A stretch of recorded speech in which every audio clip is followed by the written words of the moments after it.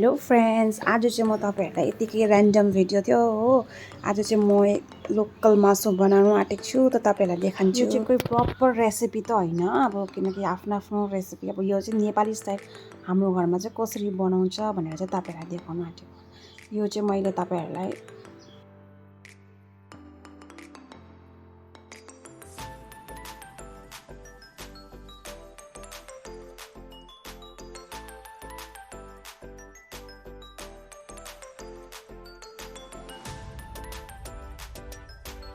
अब स्टार्ट गरौँ होला। यहाँ चाहिँ म अब पहिला प्याज छिल्छु त्यसको लागि।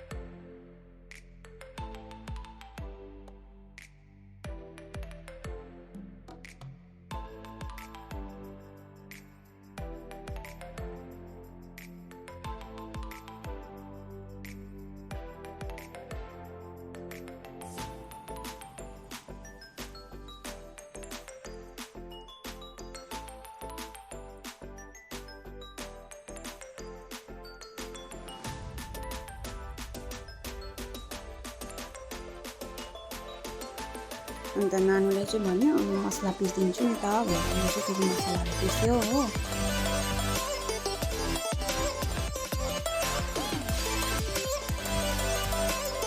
अन्त उसले चाहिँ मसला पिस्नु लाग्यो, त्यहाँदेखि चाहिँ म टाइम पास गर्नु थालेँ अलिअलि हो। उसले चाहिँ पिस्दै थियो, अन्त मासु पनि हेर्दै थिएँ साइड साइडमा। अन्त त्यहाँदेखि हल्का टाइम पास गर्दै थिएँ।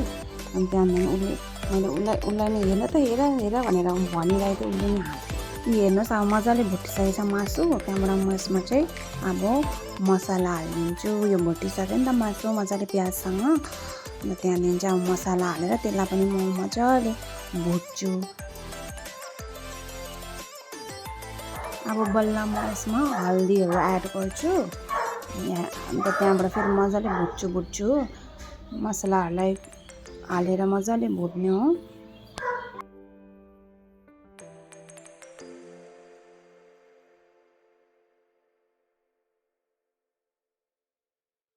मजाले भुटिसकेर चाहिँ अब यसलाई मसलाहरू मजाले भुटिसकेर चाहिँ त्यहाँबाट म यसमा अलिकति पानी हाल्नुपर्छ अलिकति। त्यहाँदेखि यो अलिकति पानी हालेर चाहिँ पहिला हल्का पकाउनु पर्छ हो।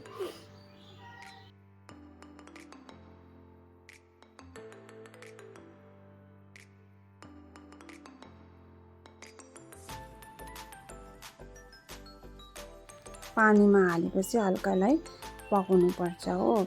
त्यहाँदेखि फेरि मतलब त्यो पानी अलिअलि गर्दै पकाउँदै हालेर फेरि लास्टमा चाहिँ सुप हाल्दाखेरि चाहिँ धेरै पानीमा मजाले फेरि पकाउनु पर्छ।